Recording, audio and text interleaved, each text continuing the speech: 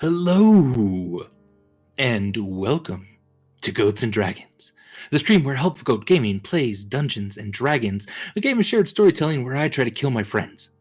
I'm Andrew Gilbert, the benevolent dictator of Helpful Goat Gaming, but tonight, I'm your friendly neighborhood dungeon master, and I'm not alone. With me, as always, is the unbenevolent dictator of Helpful Goat, Galway, playing the Tiefling Sorcerer Charity. Hello, everyone. Adam, playing the Halfling Rogue, Burbage Kemp. Hi, everyone. Stormbringer. Whoops. Wow. That's not how I read that. I don't read it backwards, Andy. Lena, playing the Goliath Barbarian Stormbringer. There it is. Hi. Playing Darcy, the Cleric, Tiefling, and Hakari. What? Oh my god. D&D, D&D, D&D is great. Fighting blood and magic spells and a demon cat we hate. Oh! That was so good. That was awesome. Oh, I love it. Can we do an episode at some point of where our characters have to play us? Of course. That would be kind of fun. I already referenced Charity having a dream about being Squirm. That's true, yeah. Yeah, anyway. Hey everyone, welcome. This is Goats and Dragons, where we play our long-running, now getting into high-level campaign, The Fates of Rin. And if you're listening to this and you're not quite caught up on the podcast, there might be just a couple things ahead of this that might be spoiled, but honestly, not much. We are real close to our publication of those. And yeah, just check out the podcast anyway. That's Goats and Dragons. And if you like it, give us a rating, give us a review. That always really, really helps us. And it's easy and simple and free for you guys to do. Something you can just do to kind of support the channel and help us out. We have a second podcast, Helpful Goat Gaming Presents, in which we talk about games, play different kinds of games, play smaller campaigns, and we are right now a few sessions into Galway's campaign, Tear Beyond the Door. And it's extremely fun. It is really fun and weird. The characters are goofy and yet still serious at times, and it's a good time. So give that a check out too. Rate that if you want more kind of behind the scenes stuff. Honestly, just kind of let us know. That's a podcast feed where we can kind of do whatever we want with. And if you like, if you have suggestions for games or anything like that, let us know. We are always listening for ideas. We are also affiliate on Twitch, which means you're able to cheer and subscribe to us. And as a reminder, anyone who has Amazon Prime, you can subscribe for free through Twitch Prime. It's super easy to link those accounts and get that set up. And thank you to anyone who follows the channel. We super appreciate the support. And if you like what you're seeing, support us even just by saying hi in the chat or giving us a follow. Makes us feel good, makes us feel wanted in this cold, dark world. And with that, let's begin tonight's episode of Goats and Dragons. Nailed it. Nailed.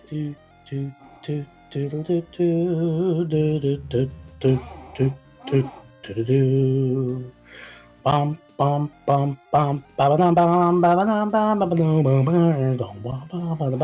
ba ba. I need to breathe before doing this. Shit. Da da da da da da. Oh. It's over. Nailed it. It's just over.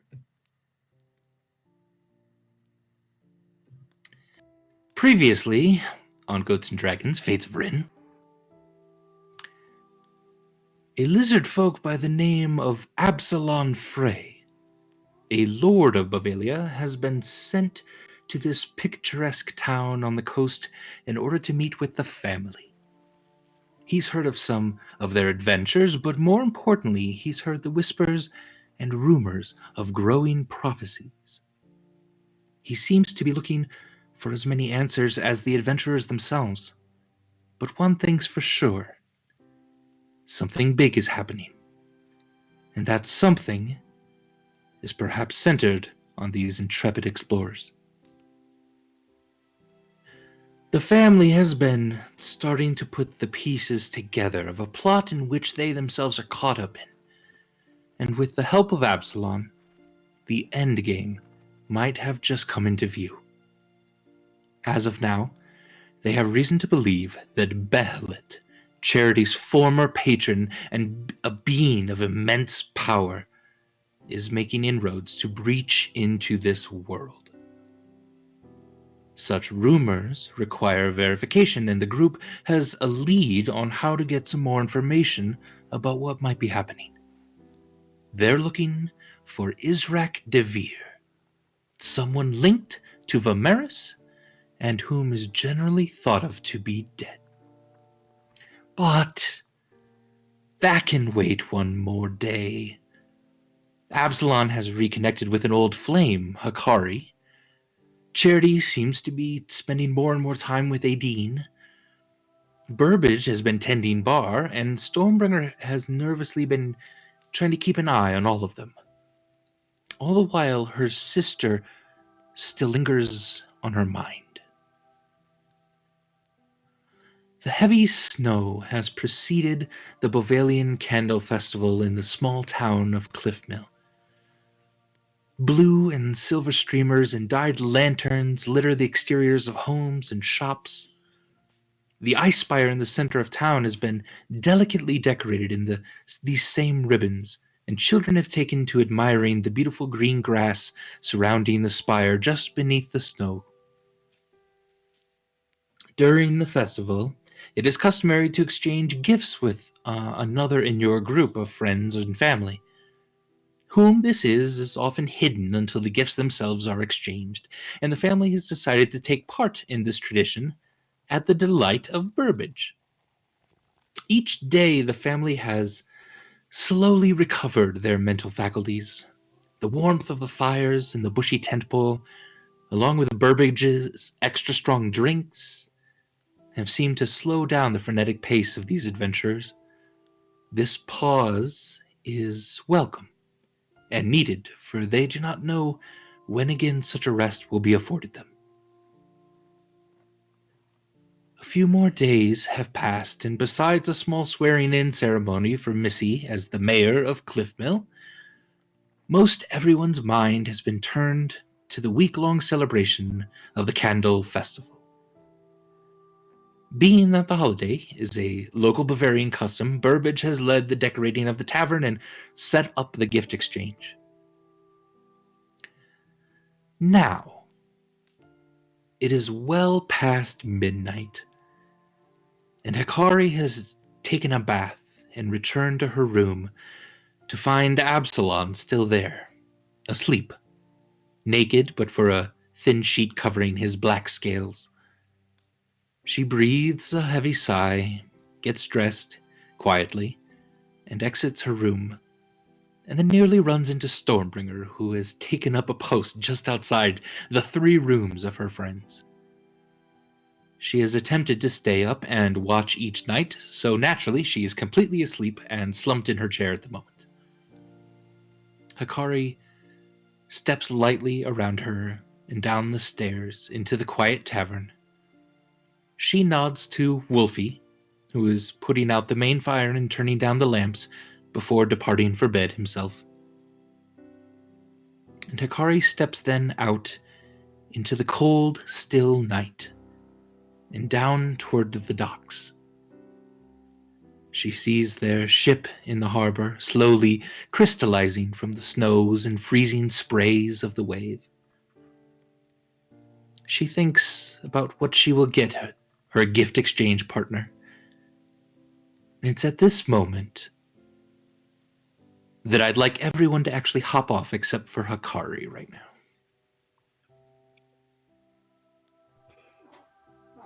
Good luck gift searching, Hikari.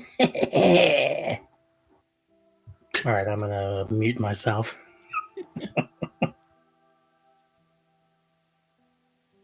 Hikari, at this moment, you stick out your tongue to try to catch a snowflake. But you realize something strange.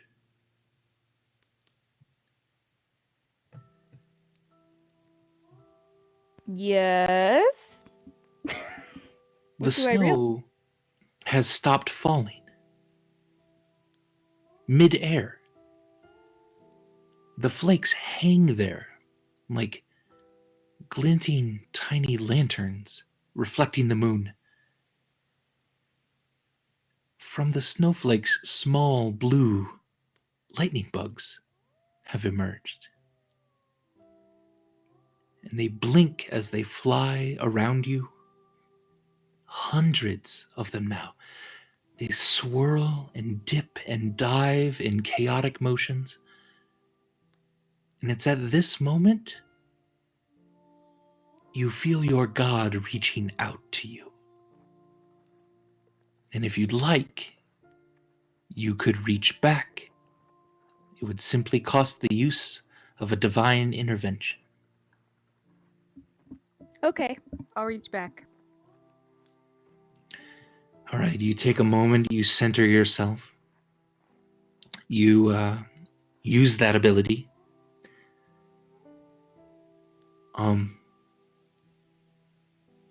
And you open your eyes again, and the blue swirling bugs seem to be almost moving around kind of a figure that you can now see. You can't see the figure itself, but the diversion of each of these swirling bugs from this area allows you to kind of paint an outline of them. And then you hear a voice, kind of soft and whispered like you've heard before. And it says, "You feel it again? That pull to those around you? Hikari, you are entwining yourself with them. Need I remind you that this has not always gone happily for you before?"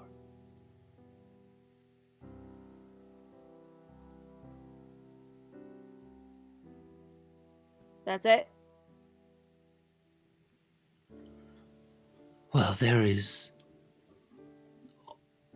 prior situations like this, you've asked me to take away those feelings. Would you like me to do the same again? Why you gotta be a bitch? I didn't say hardly anything that we've not talked about before. Is there something different about them? I didn't say that. Then would you like me to remove these emotions again? Make it a lot easier to say goodbye if you need to. Am I gonna find my necklace and stop having to live life over and over again? Would that help? And at this, the figure seems to move a bit closer to you. And it says, "I want nothing more than for you to be able to stop.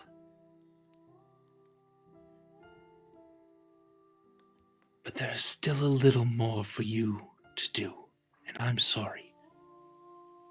No, getting rid of emotions will not cause this to come about. This is only for your well-being. It's up to you entirely.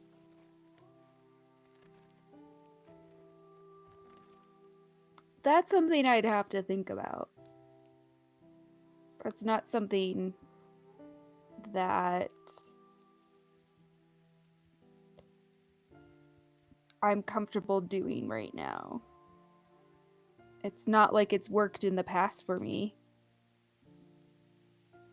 Because I still have to keep living. But I can see what you're saying. It may have made things easier. It probably did.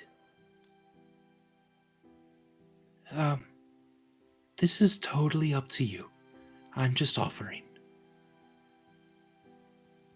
That's something know I how have to to- think about. Yes. You may contact me. Again, I will continue to reach out as much as I can. Just know that right now you are exactly where you ought to be. And you probably not felt that very often before.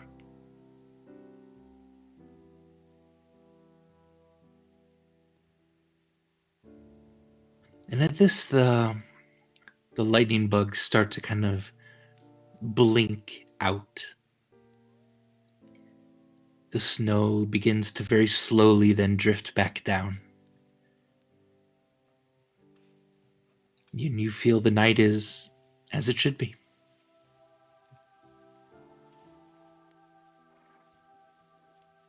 I Is there have anything a you'd very like to do while you're out in the evening? I'm gonna take a walk around and think about it, and I have a very serious and troubled look on my face. Okay. I'm not very happy that they decided to contact me right now and remind me of all this. Right. So you probably walk around in the middle of the night, kind of do a lap around town. As you get toward the kind of northeasternmost walls and gates of the city, just over the cold stone wall, you can hear light singing. It seems one of the camps of people, of merchants and travelers that have set up outside of town are getting into the Candle Fest. And yeah, it feels nice.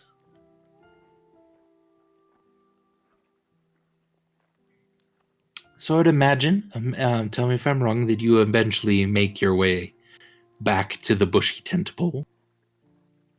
Yeah. And at this, the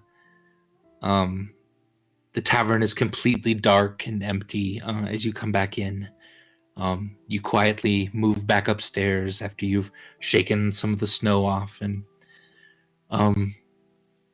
yeah, you come back to your room and you see Stormbringer outside, still asleep in a chair.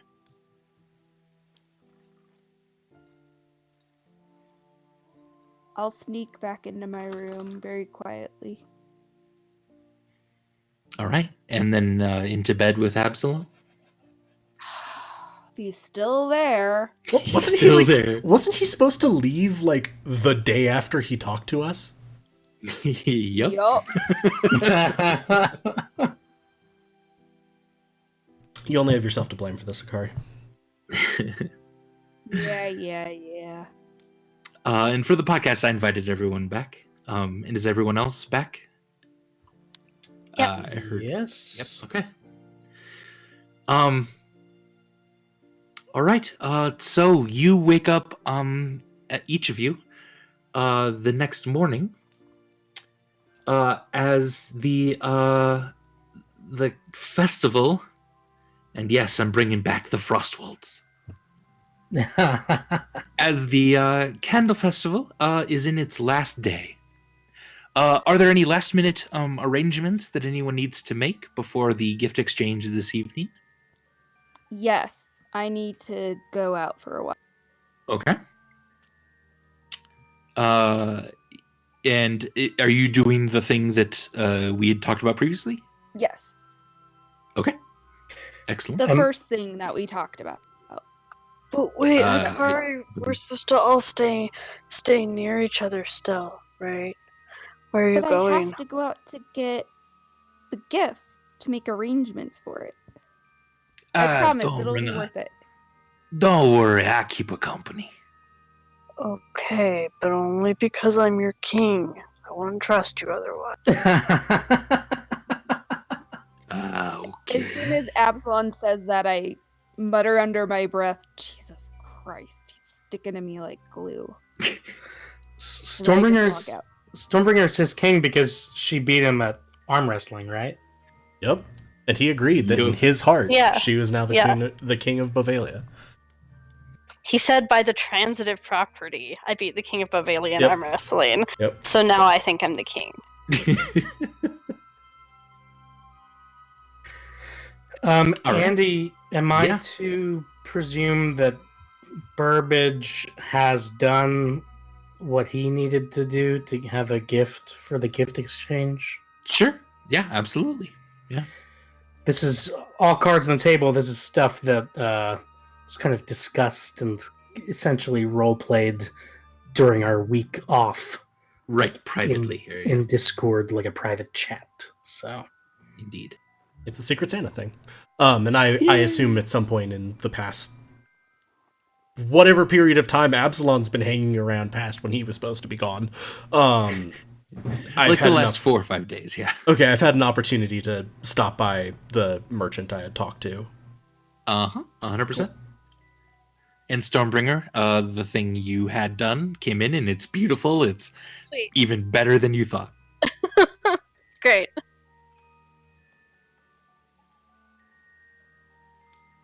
All right. Hikari, as you're walking with Absalon, and you're kind of getting up toward the middle of town, he kind of does say, maybe we ought to discuss the next steps, huh? I mean, I have enough room in my place for someone like you. I sort of thought maybe you would accompany me back. My eyes are very wide and I have like this frozen smile on my face.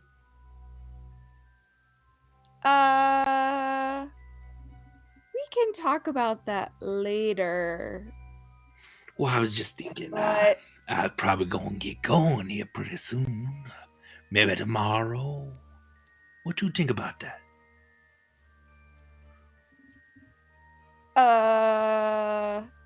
Well... Oh, you're laughing now, Burbage. Aren't you glad you didn't sleep with him? I don't know. I think being a kept man ranks up there for Burbage. True. I was going to say, I feel like this conversation would be very different. Burbage going, adventure? Adventure? Well, but I have a role to fulfill, obviously, if I'm in As a my prophecy. wife, of course. See, I was thinking, why is it that you was here? And the only thing that can come up in my head is we were supposed to meet again. Huh?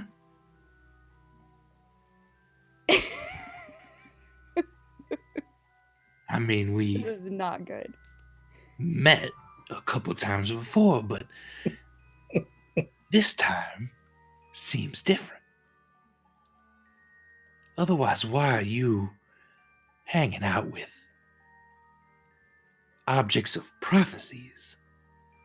So the only reason I'm in a prophecy is because I'm meant to be someone's wife? Oh. I mean, that sounds good, doesn't it? The gods themselves want you to be with me. I feel like in the tavern, Charity looks up at Adine. I sense danger.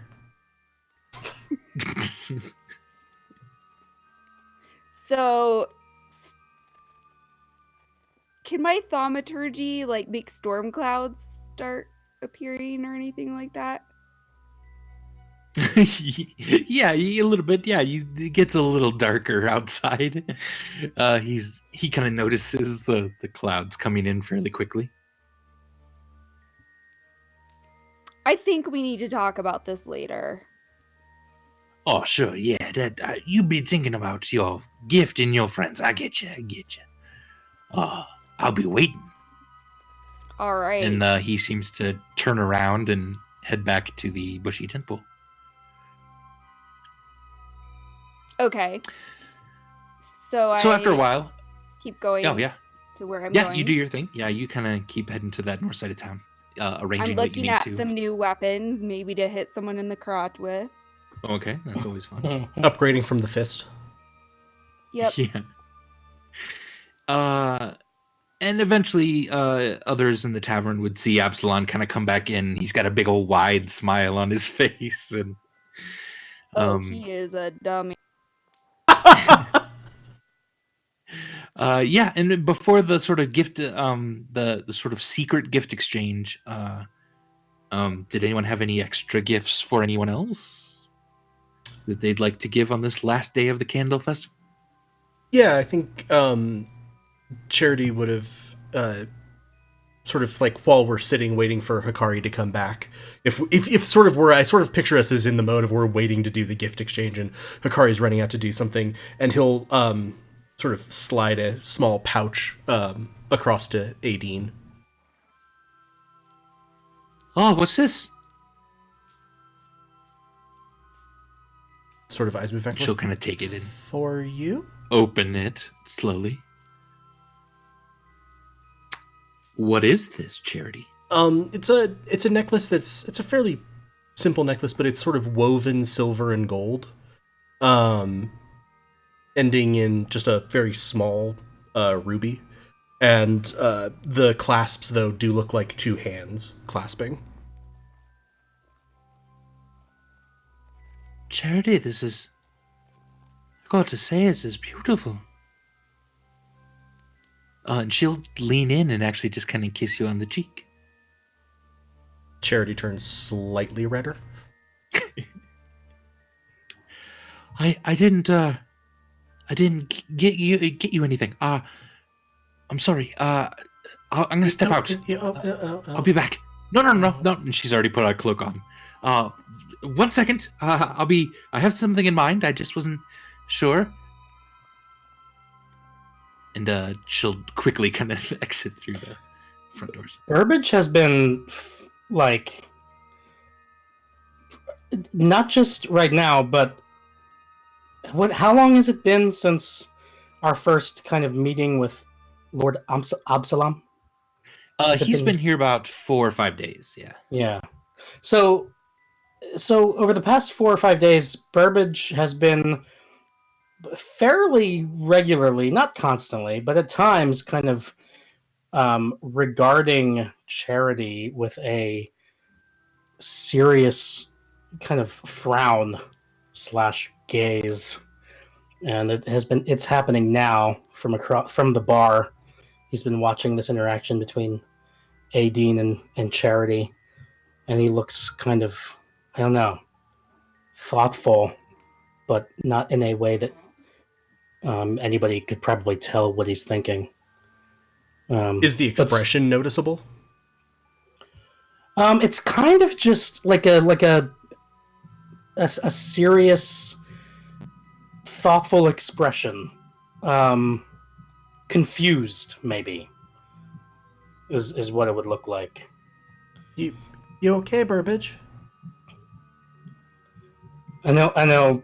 He doesn't even register that. He's looking straight at you, Charity, but it doesn't look like he heard you. I'm going to sort of wave my hand. You okay, Burbage? What?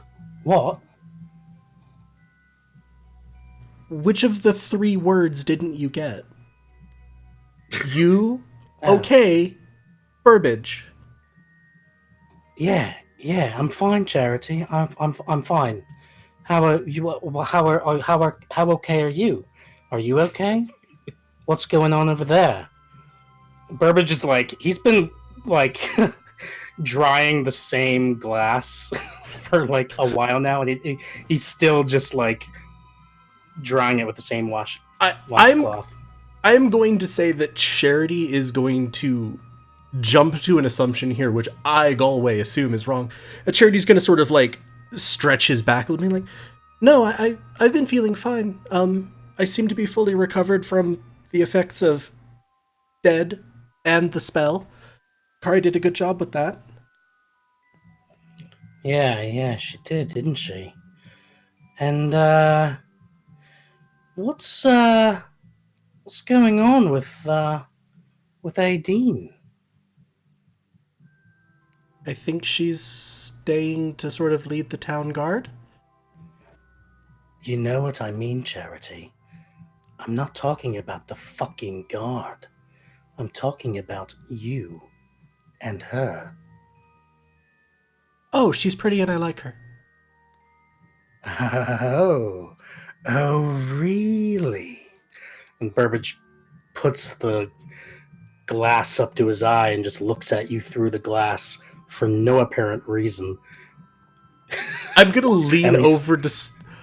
I'm gonna, like... Didn't quite nail the whisper. It's W then slash. Sorry.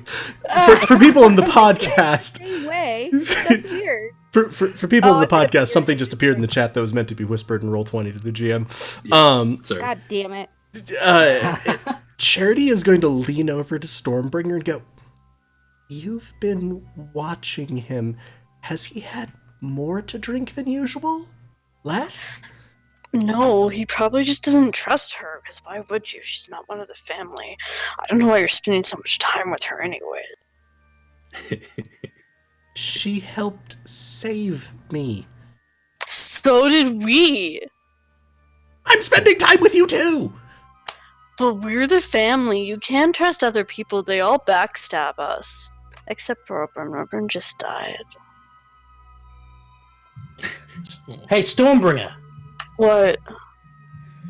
Could you come over here to the bar and help me clean this glass? There seems to be a spot on it that I can't get out. She will pulverize that glass. It will not exist anymore. Oh. I'll go over yeah, to it just seems to be a blemish on the history of the glass that the glass just can't get rid of, no matter how clean and good it tries to be. I don't think glasses try to be things. Stormbringer, I brought you over here to whisper to you so that Charity can't hear us. Okay, I think you could have just used the message things, right? But like that Absalom just closes in. Absalom, you're supposed to be with Hikari. What the hell are you doing here? Oh, you know, she wanted to go find her. Someone. As your king, I order you to go find Hikari. Look, this king thing. What I meant was... You said I was your king. I mean... From the other end of Hikari. From the other end of the bar, Charity's gonna go, you're gonna want to do what she says, otherwise next time you will not still have the arm that wrestles. Ooh. Well, good old Absalom Frey can take a hint. I'll just leave you, catch up to some... Okay, bye. Hey, hamster lad, that wasn't a hit. That was an explicit instruction. What were you saying, Burbage? He better find Hikari. Stormbringer, you've been watching all of us pretty closely the last few days, right? Yeah, I've been making sure you're safe. I can't figure out what exactly happened between Aideen and Charity. I'm trying to make sense of the revelation that we learned about Charity the day that we resurrected him, and Aideen's transformation from hating Charity and wanting him dead to now kissing him and being all lovey-dovey with him. Do you think she's just doing it to get close to him so she can kill him? Because I'll kill her first. Right, well I suppose that's possible, but I guess have you learned anything more about what Charity remembers about being Death's Bell, and what Dean's attitude toward him is, and why it might have changed? Have I learned anything in my time of staring at people a lot?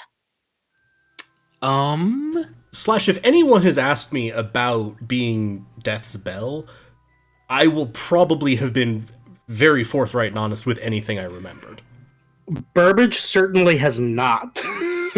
No, I know. I'm kind of picturing you like skulking, cleaning glasses behind the bar while I was like talking to Hikari and Stormbringer and Adine about stuff from when I was Death's Bell. So you I suspect there's an exposition drop that you've just missed.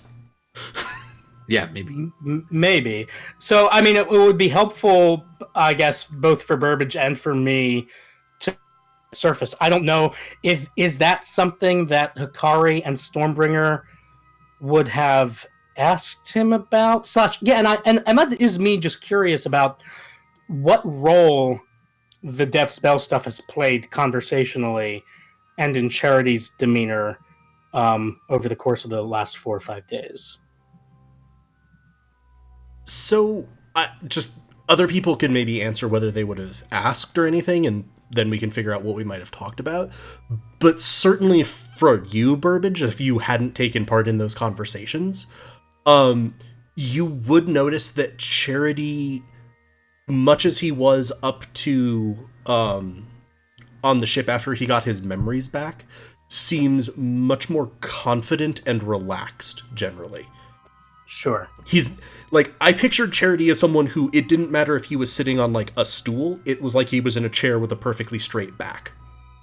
And now he relaxes much more. He doesn't drink a lot, but he will actually have a beer in the tavern at night, or a glass of milk that's had all the alcohol burned off.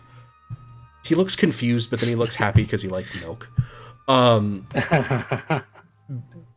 And sort of from a demeanor point of view, you would have that. But otherwise, not much else has changed. He still speaks essentially as he did. He still acts basically as he did. And then I'll let other people chime in with would they have asked stuff. Stormbringer doesn't give a shit. Stormbringer spent most of her time staring at you or at Burbage. But if any of the conversations occurred around Stormbringer, then absolutely she would have listened. Hikari, you probably would have been familiar with Death Spell, Okay. especially because of your relationship with Charity's brother. Okay. What is it again? And this is something that you've kind of already known. This is not a revelation for you.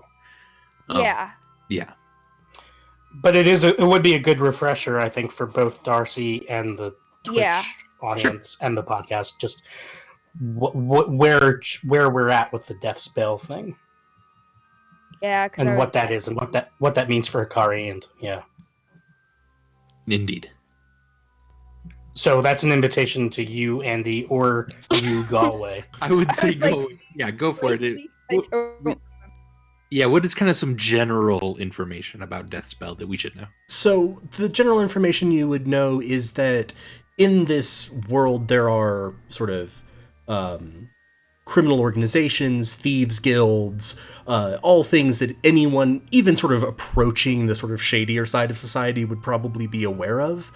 And within that, for years, there had been whispers of a figure called the Death Spell, who was an enforcer for one of the guilds, the Lights in the Dark. And this figure was famous for two things. Essentially, if the Death's Bell was called on you, particularly if you heard Death's Bell, it was too late.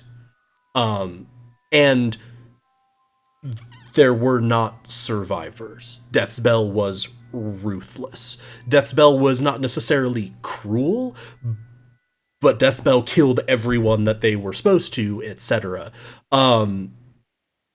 Several years ago, those stories would have died down, and it seemed like Death's Bell was either not operating, they might have been killed. The Lights in the Dark seemed to undergo some upheaval generally, or they were just operating much more secretly. And what you have learned is subsequently that figure was Caloran, the son of the guild master for the Lights in the Dark, and that person became the Charity of Behelit. Subsequently now, Charity of the Family. Okay, I remember now. So most of you, like Burbage, you would have been familiar with this through, I think you were always sort of a freelancer. Correct me if I'm wrong. You weren't really part of a guild or anything. Correct, yeah. But there was always sort of this overhanging threat of don't operate in certain turf, or don't get too big, or you might draw Death's Bell's attention. And almost a boogeyman in the underworld. Hikari has far more, and just reviewing for the audience here, has a more personal connection with this on sort of a couple of levels, only one of which I know, being that Charity killed her in a past life, in one of her past lives when he was very young, using the Hellfire. And then since that, she was involved with his brother, Ire. Indeed. Who's not very fond of Charity. Well, she's not very fond of Caloran. Right. Oh, actually, yeah. And also, go away. Let me type something to you real quick. There is something you remember else about Ire now that your memories have started to leak back in. He's a prat? That sounds like an understatement. Not untrue. There you go. So Andy's doing his whispering. And I don't know if you'd reveal that. Yeah, I probably would have, is that Ire was my half-brother, and this sounds bad. Which half? Father. Yeah. So same father, different mothers? Okay. Yes. So for Burbage, yes, the Death Spell would have been like a boogeyman type figure. Very dangerous, very dark. And, I mean, is it possible that he might have even known some, like, thieves or criminals personally who he suspected were, like, were victims of Death Spell? Or is that getting too kind of retconny, like, oh, our heroes had a connection in the past? Not necessarily, especially because anyone connected with Deathspell would not want to talk about it. I was going to say, so not if Deathspell dealt with someone and it wasn't in the they were dead way, they wouldn't want to talk about that, because that was also usually one of the conditions for deploying Deathspell. Deathspell was an enforcer, but also fundamentally was a problem solver. So you're saying... In the way that Crotch the Sticky was kind of a legend more than a person, definitely that's kind of how you would have known. You probably also would have had bunches of people been like, "Oh, I got away from Death's Bell," blah blah blah, like in the same way that like I was once on a ship attacked by Crotch the Sticky. Yeah, Right. Yeah. No, that's an interesting connection. That Burbage met Crotch the Sticky right before resurrecting Death's Bell. That would be why I was laughing when you made the comment of like, "Oh my god, you just like walked out of stories." I'm like, I hope you're comfortable with that feeling. Yeah. Cool. So yeah, so if Stormbringer wouldn't have gone out of her way to ask, and Hikari was already, this was not a revelation for her, she might not have asked then, because it wasn't new information for her. Then yeah, Burbage's question is kind of to Stormbringer right now, like, why would A. Dean have forgiven him so quickly? I don't know, it's really suspicious. Maybe we should tie her up and ask her questions. Yes, maybe we should. So, also just for You context, do- yeah, I was gonna say, yeah, I think Andy is about to you do interject with what remember- I was going to. Yeah, you do remember Adine questioning Charity immediately after he was resurrected, like at bow and arrow point. Under a zone Right. under a zone of truth spell in which Under a sort of Charity truth spell. in which Charity revealed, because he chose to fail and she knew that, so he was under the effects of it, that the biggest atrocity associated with the Death's Bell, which was a massive murder that involved killing a dozen children, etc., had in fact been a carefully concocted ploy by Caloran, the Death's Bell, to save those children from his father. Right. And that was a yes. giant revelation for Adine. Yeah. Right. I remember that. As far as Burbage knows or suspects, Yeah. would Death's Bell have, like, it could have been very easy for him to kill other children? I mean, maybe. According to the stories, right? According to how dark yeah, he is. actually, give me a history check. I will do that. Yeah. Let the dice decide.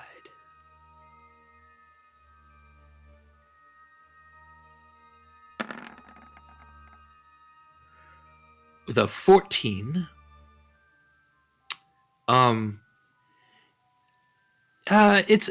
it's possible, but you never heard actual stories, other than maybe that one.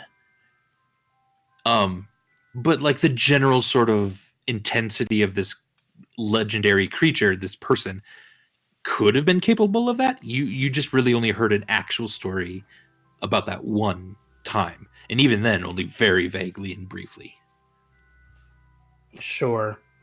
I guess I'm like I feel like Burbage just isn't entirely, like, he hasn't entirely reconciled. Sure, this new you are information. right to be wary of such a figure. Yeah.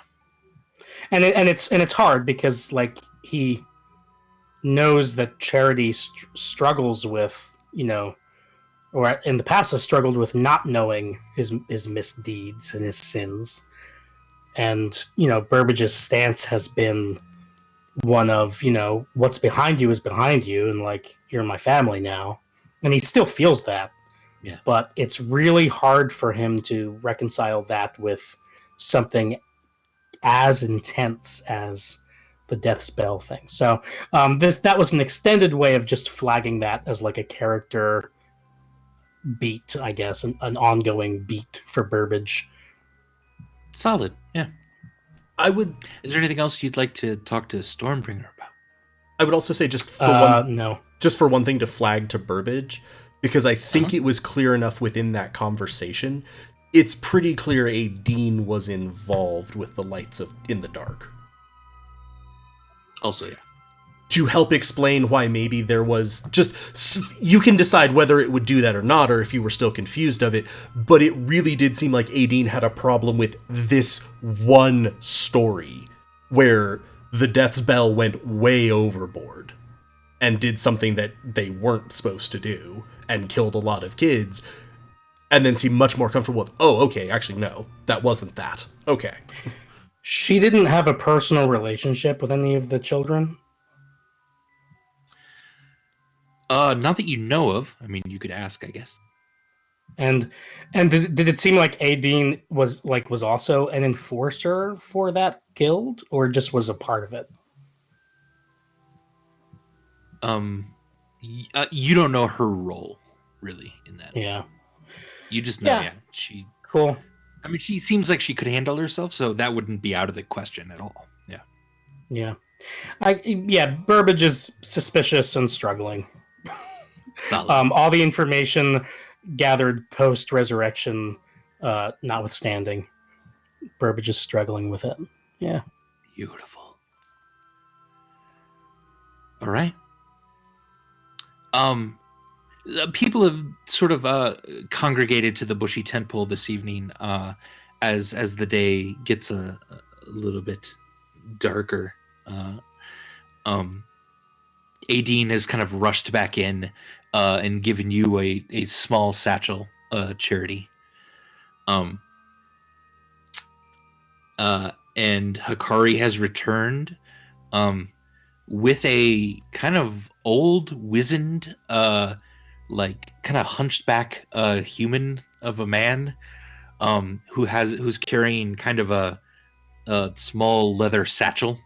And she's kind of guiding him into the space. And people are just kind of generally congregating. Missy has come in. And looks like a lot of them are here to kind of watch the gift exchange between these titans of the town. Absalon has also come back in. Absalon's slinking back in. Hooray! Would I have time before that starts to look at Adine's gift, or does she not want me to look at it yet, or what's my read on that? No, yeah, she'll kind of hand it to you. It's in a little small drawstring bag. Yeah, so I'll open that up, sort of as people are filtering in before stuff is getting set up. Nice. Yeah, it's a set of 7 dragon dice that have like white and silver kind of inlay and the numbers written. And she smiles wide and she says, do you remember that time we had set off to Wigmore's and we only had the dragon dice on the road for 12 days. Do you remember that? That's a little bit Scottish. She's more Irish. My bad. I was like, she's drifting into Missy here. Do I remember that? Vaguely, yeah. It's kind of as she's handing you the dice, and you see them with her. That memory is sort of locking back into place. And it was just kind of a routine. Go strong arm some merchant that was fleeing. Yeah. Yeah, and I was like, yes, I do now. It was a lot of days with dice.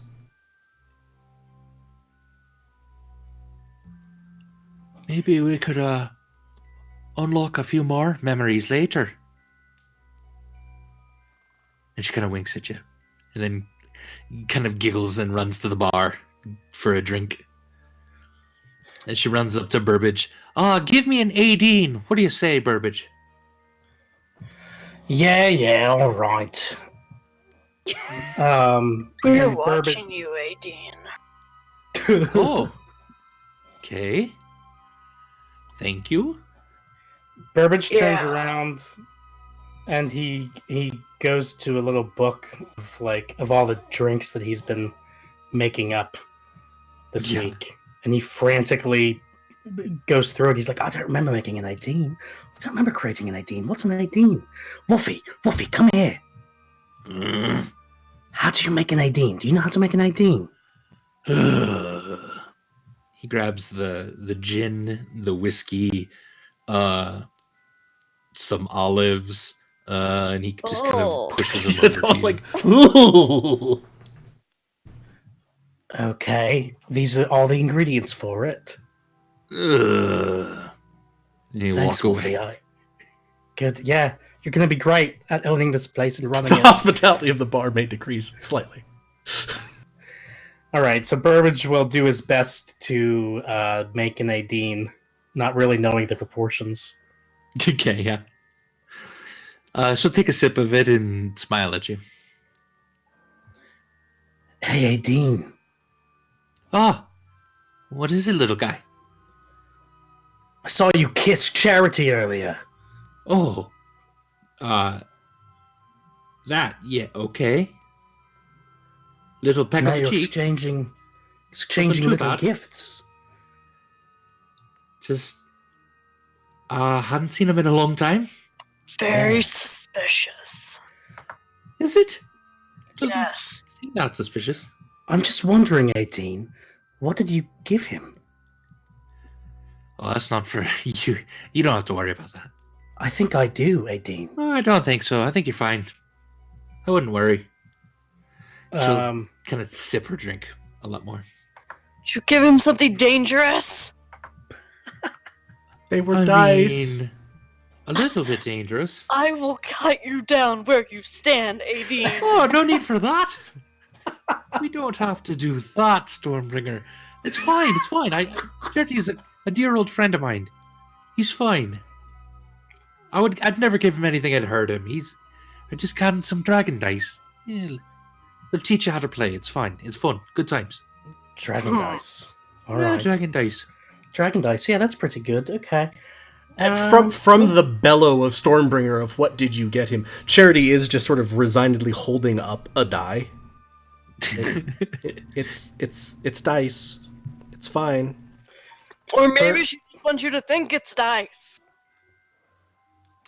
And at this, Missy has stood up on a exploding chair. dice?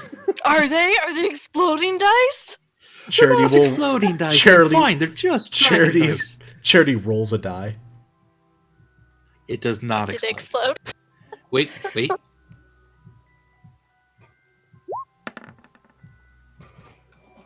It did not explode.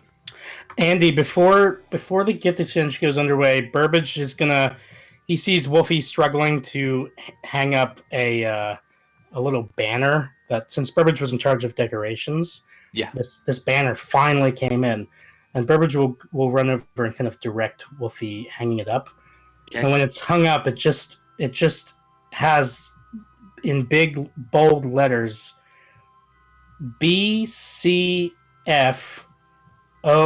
B.C.F.O.F.G.E.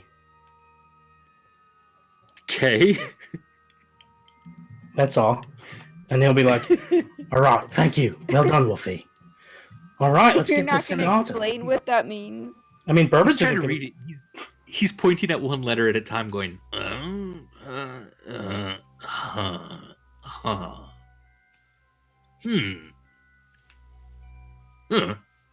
And he'll go back to washing a dish. Nice. And then Missy's standing up and she's clapping, trying to get everyone's attention.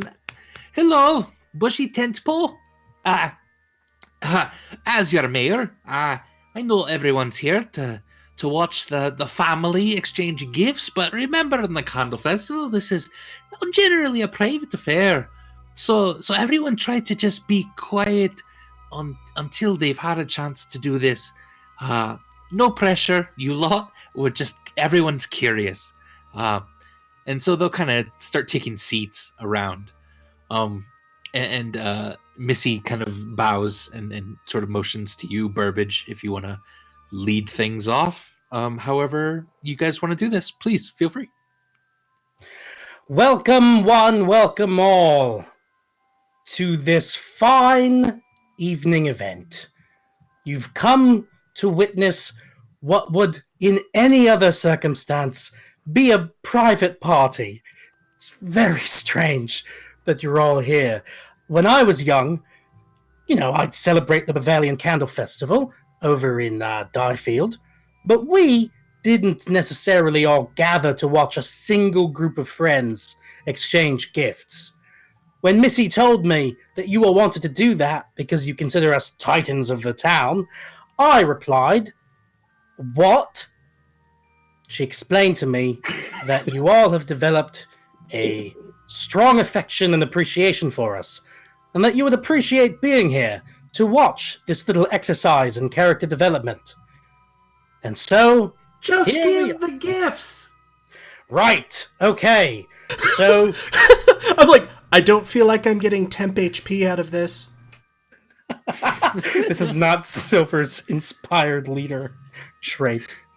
All right, so yeah, the deal is we all sort of drew in secret one of our fellow family members' names, and it's sort of a secret gift giver thing. So, yeah, I've got our 4 names in here in this bucket, and Adine, would you do me the honor of drawing the name, and that will be Ah, the yeah. person who starts off the gift exchange tonight. All right. Let's just see here. So she reaches her hand and she draws Stormbringer. Wait, so am I And supposed the to crowd open... is like, oh, yeah, that's great. Stormbringer. Am I supposed to I think open she's- my gift or give my gift to the person? You're supposed to give your gift, I believe. Yeah, Stormbringer, give your gift. Okay, but I thought it was supposed to be a secret. It was a secret right Up up until this now. point. I'm just confused by this concept. But Have you ever given a gift before? yeah, but not secret ones. And I assume secret things stayed secret. Give the gift. Yeah, well then. Who was that? Which one of you monsters said that? Don't rush us. We're family. Why are you guys even watching us? It's weird. Right? I don't like I it. have This 10 could bucks easily that you have become a charity. mob. They bet on who has who. Wait, you bet there's a whole gambling thing going on in this town and I didn't know it? That's unacceptable. I kind of want there to be a chalkboard with a gift pool written on it just on the wall of the bar. Yeah, it's back here, and Burbage, you have 10 bucks that Hikari has you. So I did. So You Burbage did yeah. know about this. You did know about it. You just And I'm just pretending like, oh, that's illegal. it's horrible. Yeah. and inappropriate. I'm gonna stare suspiciously at the crowd and then hand Burbage a crudely wrapped package that's wrapped in like animal skins. Isn't this your name on the betting board? No, that looks like really Barbage. Barbage. I don't know who that is. So wait, who did I have money on? Andy? You bet that Hikari had you. Oh, damn it! God damn it, Do you Stormbringer! not like your gift? I'm sorry, I tried really hard. If No, you make Stormbringer, her it's cry okay. again, there will be consequences. No, I'm not mad at you. And I haven't opened the gift yet. I'm sure it's going to be great. It's something else entirely, Stormbringer. Don't let this get sucked up as fuel for your whole self-admonition about not being able to save people from dying. Okay? Okay. As you take hold of the present, Charity's going to sip the glass of milk and look up. Why didn't you just bet on who you had? Burbage will gaze at the ceiling for a moment and then kind of clench his fist and sputter. Let's just get on with it. It's what I did. Get on with the gift exchange. What? All right. Oh, right. Is the name Caloran up on the board? Yes. Damn it. I forgot. Okay, Burbage will shake all this off and he will open this gift wrapped in is it still bloody animal skin? No. Just Ooh. kind of weird. Like, not properly cured. Okay. Burbage opens it up. What does he find? In the description, Stormbringer, please go ahead and say what it looks like or what it seems like. Try not to go into anything special yet, unless there's more being asked. So he finds a beautiful, ugly Christmas sweater with that's knitted in red with the green, like whatever that is, mistletoe or holly. Holly, I think that's often on things. Wow. And then on the front of it is knitted a picture of the family. It's got Charity and Burbage and Stormbringer and Hikari all in like a happy pose, wearing Christmas colors, and then Vimeris in the back in his ice block wearing Christmas colors. That is amazing. Oh my god, Stormbringer. This is the most beautiful, ugly, seasonal sweater I've ever seen. Do you like it? Put it on. I really do. Did you knit this yourself? No, I don't know how to do that. Put it on and never take it off again. Oh my. Right. Yeah, okay, I'll do that. Sure, I'll put it on right now and never take it off again. Never take it off again. Right. Not sure that it goes perfectly with my white studded leather armor that used to belong to my brother. It looks great. It might go slightly better with your half purple, half gold armor. Yeah, well, that's not here, is it, Charity? Because you threw it in a river. I didn't throw it in the river. No. Well, you got Oh, it wait, back did from the river. Vimeris- You did? No, you threw it in a river. We just got it back. Yeah. Oh, Yeah, Theodric is holding onto my armor. okay. All right, yeah, Burbage will put it on and show it Aw. off. Never take it Beautiful. off. Yeah, I won't take it off. It's not saying Promise? I might not, I might put something over it, but yeah, I But promise. promise you'll never take it off. Yeah, I won't take it off as long as it doesn't, encumber me in some kind of technical way. Hint, hint, Andy. It's a tiny bit itchy, but for as thick of it as it is, it doesn't feel like really hot. It actually is quite comfortable. Yeah. Great. All right, cool. Thank you so much, Stormbringer. Honestly, it has been a long time since I got an awesome sweater as a present. I really appreciate it. You're the best. Why do You look great. you do look great? Why do you keep insisting he never take it off? Because I don't want anything bad to happen to him ever again. So he can't ever take it off. Huh. Okay? That You can't die in an ugly Christmas sweater. That's what my grandma always used to say. For real? No. Just keep rolling your dice. This is probably not the best way to do this, but Aideen says, all right, the next participant is Burbage. Go ahead and give your present, Burbage. Who'd you have? Yes, my turn. All right, I'll pull out a wrapped package from my bag, or from behind the bar, presumably. Okay, I had a very special person in my life, a person with whom I have a thoroughly uncomplicated relationship. Totally cool, everything's fine. I didn't realize Vimeris was an option.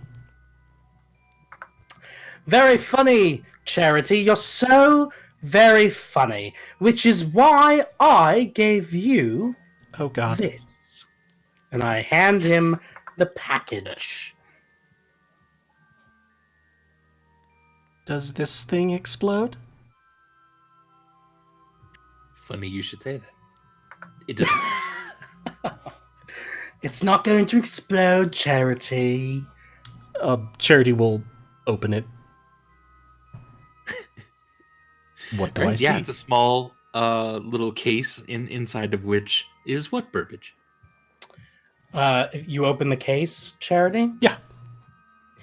You find a pair of thick spectacles of smoky glass with round black frames.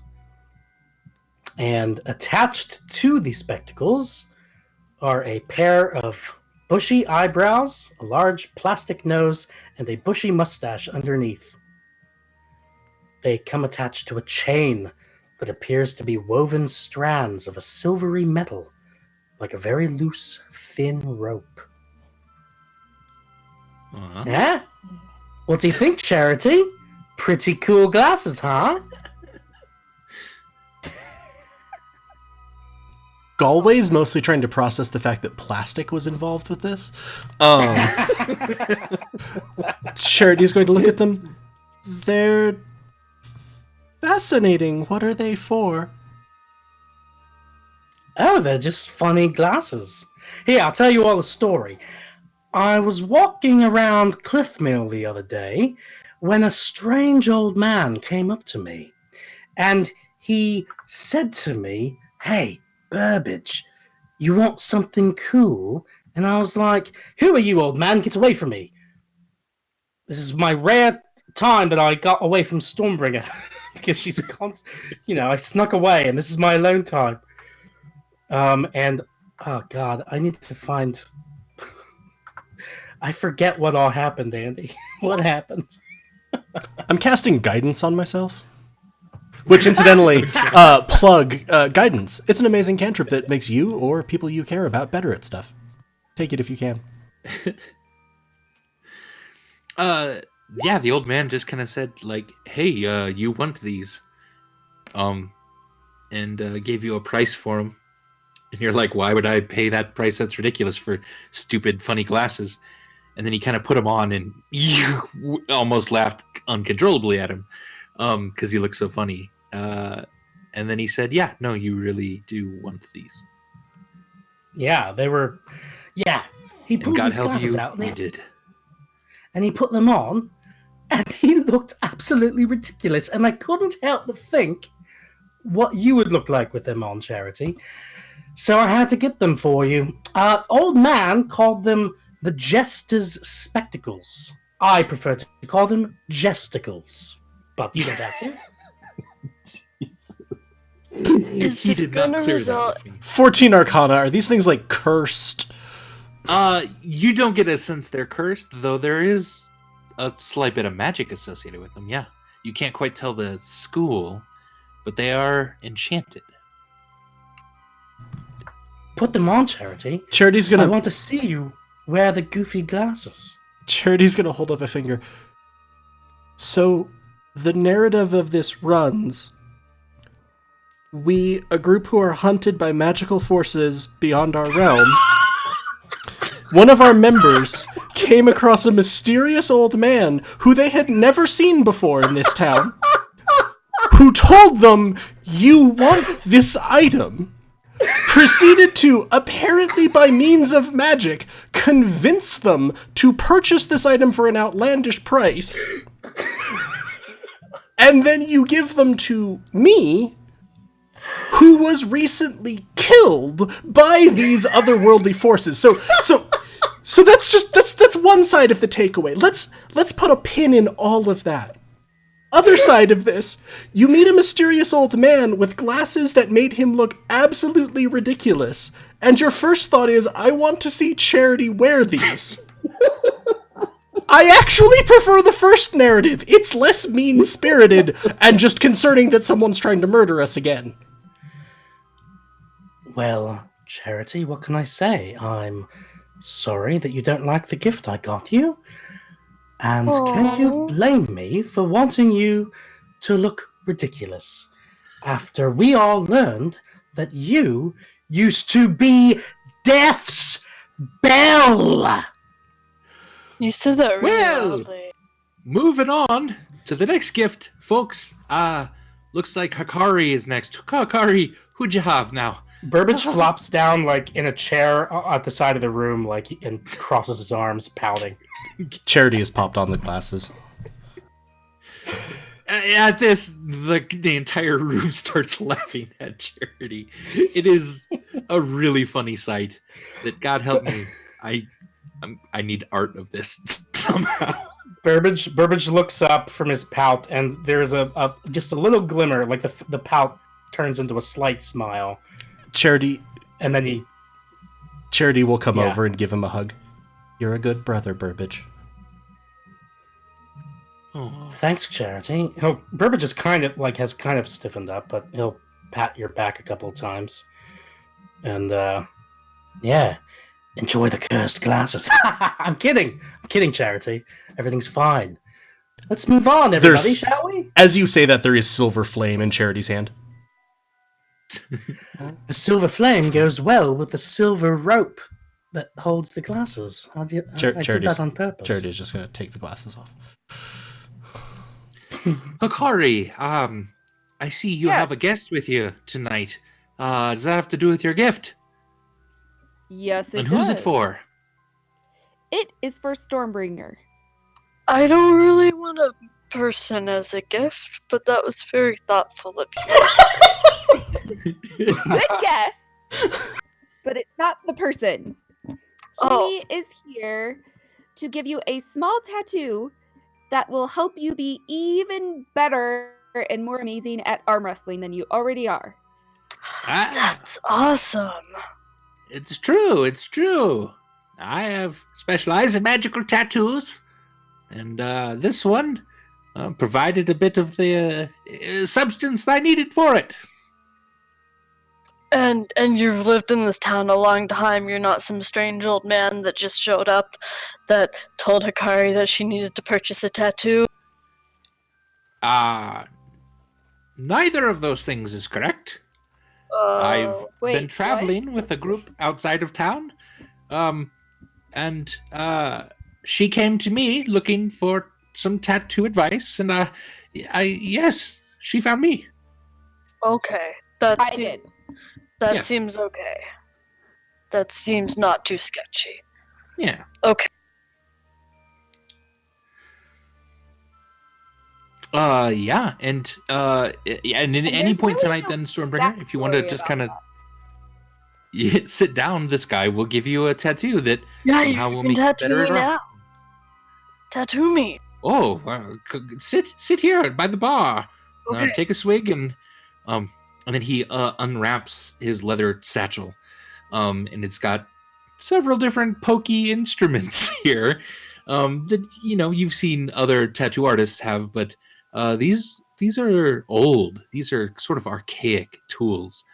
And then he sort of opens a small pouch of what looks to be sapphire dust. It's this beautiful glinty blue dust.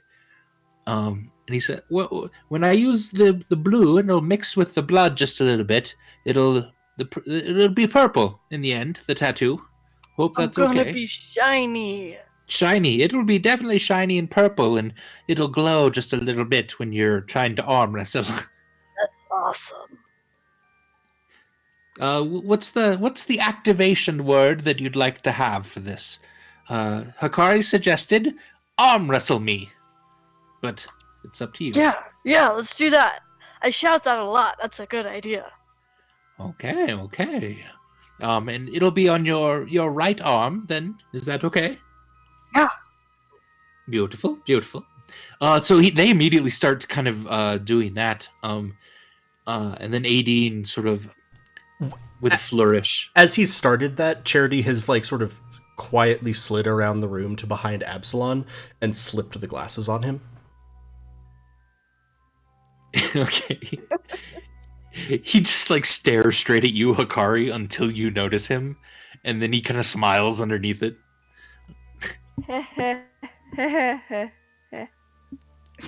Damn, he's unflappable. I look good, don't I? Yes. Those are awesome. And there's one last person here that needs to give a gift, and I believe that is Charity. And she pulls the last name out of the little bowl. And then hops down. Charity, who is it that you had? And Charity will walk forward and put a small box on the table in front of Hikari. I open the box. Inside, you see a small pin, though it has a loop on the top as well, so it could also be worn around a chain, that bears the four-handed sigil of the family. You've lived many lives, I know. And I know you don't remember all of them or all the details of them. But I hope with this, whatever else, in this life you had a family. So I smile, but I also look very sad at the same time. Oh. Thank you, Chair. Of course. And with that, ladies and gentlemen, I think that's... oh, wait, one more thing. I have an announcement to make. Shit. You're not part of the family, Absalon. Oh, hey, Absalon. This is just hold on. I gotta say this one thing. It'll be real quick. It'll be fine. I have an announcement that affects all of you here in Bovalian. Seems that there's a new Lady Frey of Bovalia that I would like to introduce you to. Huh? At this, Charity is going to, like, very distinctly pinch the bridge of his nose with his fingers. Oh, and we were having such a nice day before bloodshed. I didn't want any more new people in the town, Absalom, and I'm your king, and I didn't tell you could bring a new person, even a lady, into the town. Oh, there's a new and he remembers all of a sudden he has the... Listen to Stormbringer. He has the glasses on and he takes those off real quick.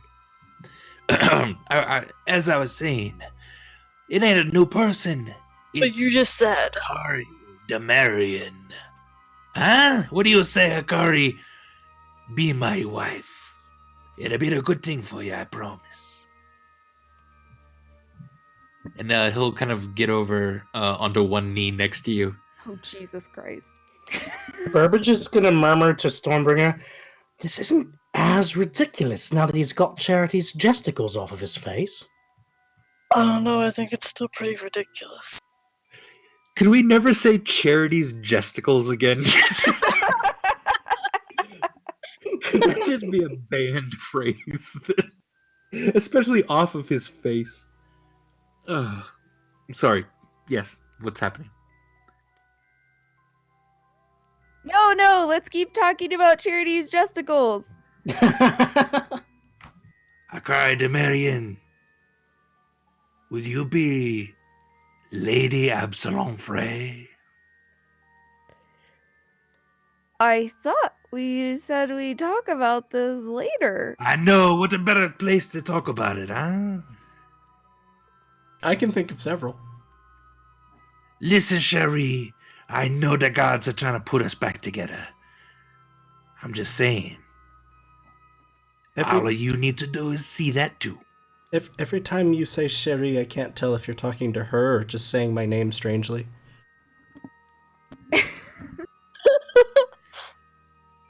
True. What do you say, Hikari? Huh? I think we need to talk about this later in private. Oh, that's no way to start being a lady. What is... Say it in front of the people, huh? What do you mean that's no way to start being a lady? At this, Charity is laughing audibly. This is gonna be Hikari, good. do you want me to throw him out? In and out. What's that? Say it again. The candles start to flicker, like, rapidly. They've also all turned silver. Okay. So what's your answer? Do you really want me to say it? Loud right and now? proud. That'll be a no. Oh, I'm not anybody's lady. Wait, you said no? Why did you... Why would you say such a thing? I thought... Do you we had know me at all? We had relations the last few nights. Yeah. A couple times some of the nights. Yeah.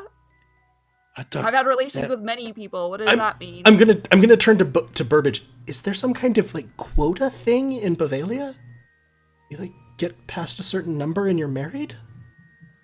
Is there, Andy? No. I don't think so, although I've often wished that there was. Charity will sort of like nod, shrug at that. Like, okay, just wondering. He seems really... Sorry, go ahead. He seems really dead set on he has a point with this. You also invited 2 of my friends into those relations. Are you gonna marry them too? No, I mean that would just be being silly, Sherry. That's none that. Well, I feel a bit foolish here. And at this, you can tell like people are starting to leave, feeling really awkward about what's going on here. I seem to have misread the situation that's going on here. I am remembering now why this didn't work out before.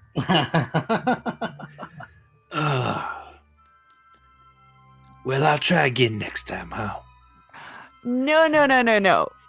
You need to understand this. I am not marrying anybody. And what would I even do as your lady? Bear your children? Oh, at the very least, I mean, take care of the castle. And I hear it now. I hear what I'm saying now. It doesn't sound great. Listen, you all just, you still owe me a mission here. What is it I could go do for you? I'll stay right outside of town. Why don't you just drop me a note about what you'd like me to do for you? That sounds like a great idea. Charity's gonna sort of, Or maybe you could go back to Bovalia Okay. and find some lizard to shack up with. Charity's gonna wave the communication slate that he gave us. I think we can just drop you a line whenever. I wouldn't want to hold you up too much. That makes sense. Yeah. Okay. So I'ma head out. Okay. Seems solid. Yeah. Okay. Good night. And he just rushes out the door and disappears into the snow. Bye, hamster I lad. stomp upstairs. Right. Oh man, that was a fun party. Everyone dismissed. Wolfie, help me get this banner down. I'm so embarrassed now. What does the banner mean? Is somebody asking Burbage that? Yes, Hikari went upstairs. Hikari also has a message badge now. She does. Oh, yeah. true. She can message into your head I whenever asked she you wants that to. way. I came downstairs a little bit and asked you. Oh, Or I and messaged.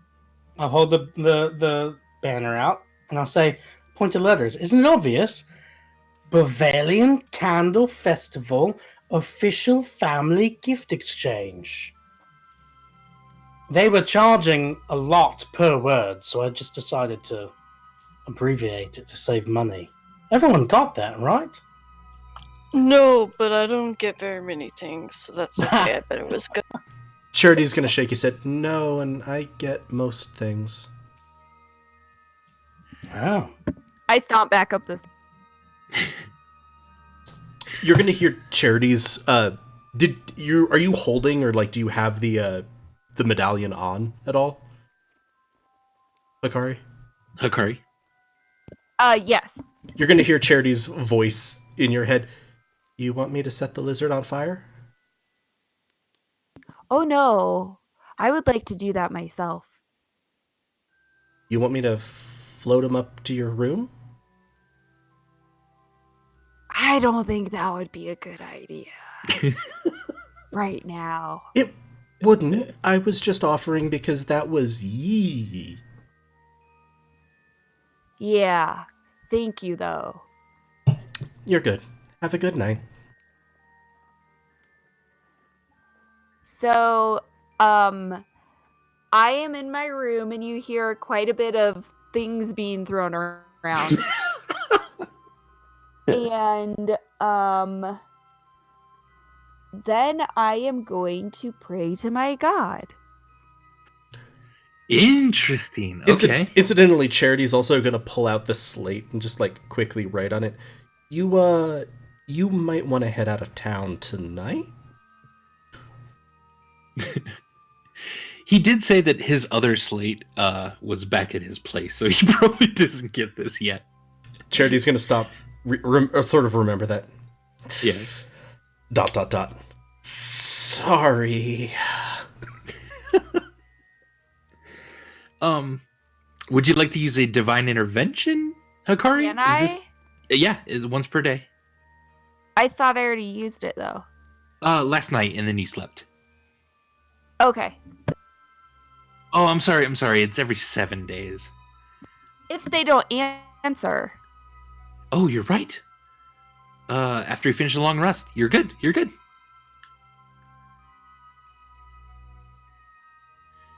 So yeah, I would like to. Okay.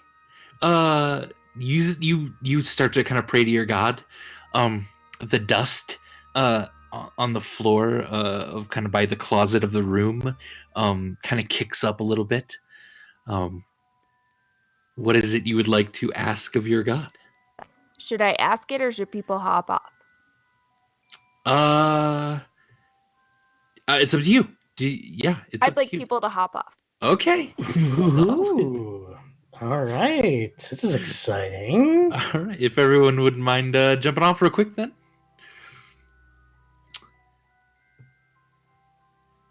Are we alone? I think Sounds so. like it. Okay. So do they answer? You believe that your god is in there. What would you like to ask of them? I will accept your offer.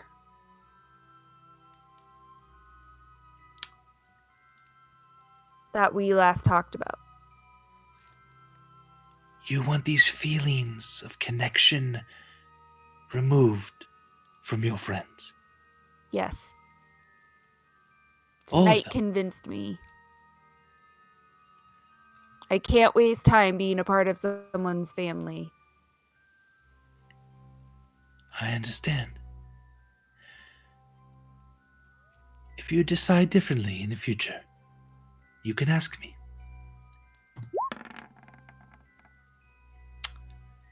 A 19 does not do it. Fuck. As you get stronger and you go up in levels, that chance will get greater. And you could try again another day. Okay, You in that hear a case, we whisper. burn Absalon Frey. Ask me that tomorrow. Let me give you another night to think on this. It is a tough decision. The burning or the feelings? Either of which. So Hikari, your god did not, at this point, grant that request. Then why did they ask me if I wanted if they're not going to grant it? I don't like this spell. Use it again next time. Right, I'm going to ask every day till it happens. I go to sleep so I can ask in the morning. Okay. Sounds good. And everyone come back. I can't hear you. I wrote to them. Oh. I think I did. No, wait. I don't. I only wrote to go away. That was funny. Yeah. All right, everyone, come back. I'm back. Back. Awesome. Back. And yeah, interesting.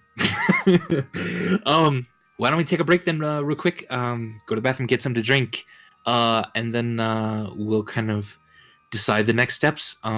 Probably you guys getting ready to leave town eventually now that the Candle Festival is wrapping up. Sounds good. We'll be back in a minute, everybody. Woo! Nice. BRB. BRB.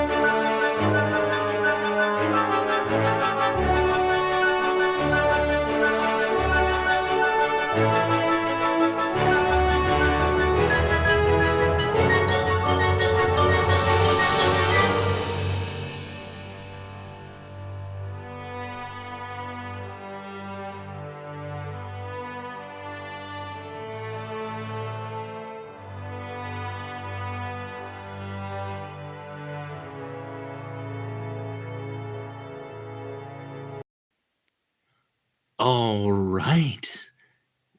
Welcome back, everyone. Yeah. Good stuff. Okay, so the next few days. You know, Andy, it Or strikes not me. the next few days, I'm sorry. It strikes me actually that, like, when we come back from breaks on Twitch, it might be useful to have recaps just for, even just for like podcast episodes, like, because that'll probably be an episode break for the podcast, and so it's funny that I'm just now thinking to bring this up. No, you're good. You're good. That's why. Yeah, that's why the ones I did have the recap on the 2 shots. That's awesome. Yeah, that's a really good idea. So what happened before the break? So what happened last time before the break? The family exchanged gifts, as did Charity and Aideen, especially. And Hikari got a little extra gift, in that she got a proposal from Absalom Frey. I wouldn't call it a gift. I was gonna say we need to stress that a little bit more, Andy, so that we make it clear there's air quotes around the gift. Indeed. She got a gift. No, that sounded sexual. I was like, yeah. Whatever. Well, and it was. I mean, it fits. He gave her his gift of that is how he would talk about it. Absalom Frey. And in which she said, "No, that's horrible." Went upstairs, threw a bunch of things around the room, and then prayed to her God about something quite interesting.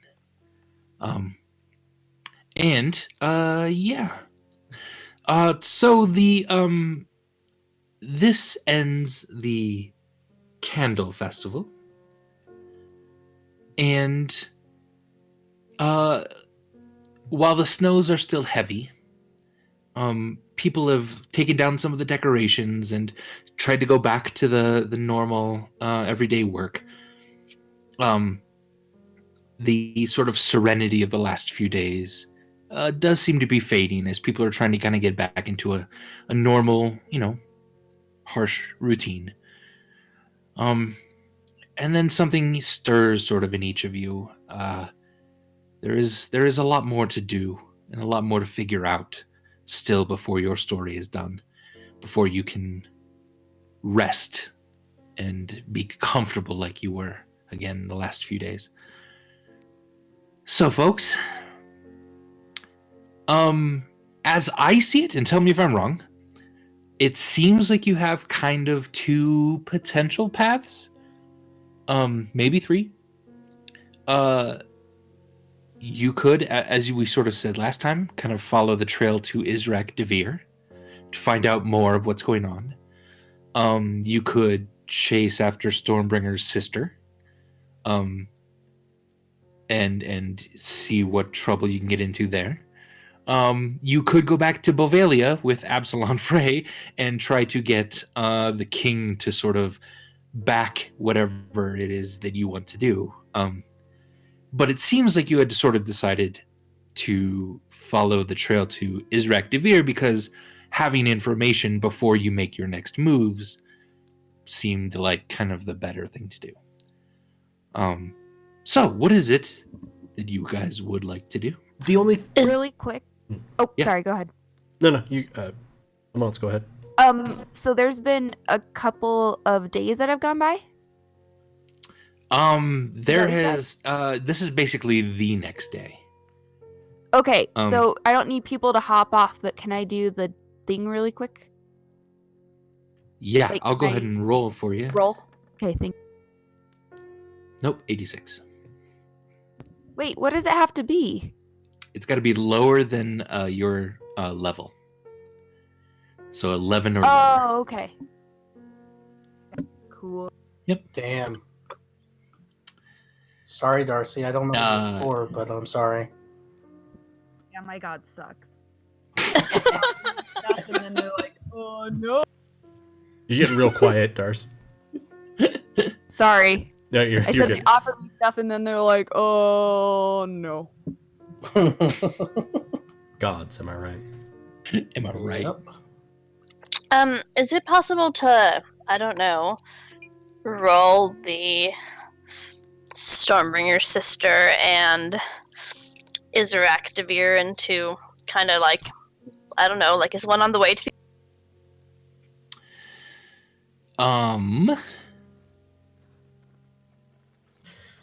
That's a good question. Let me... Lena, could you say the sentence to the other again?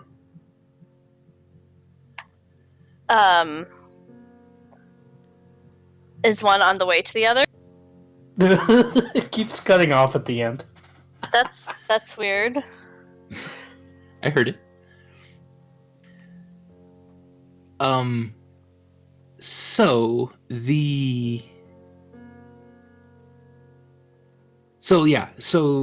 Your sister is probably headed somewhere up into the Bovalian mountains. I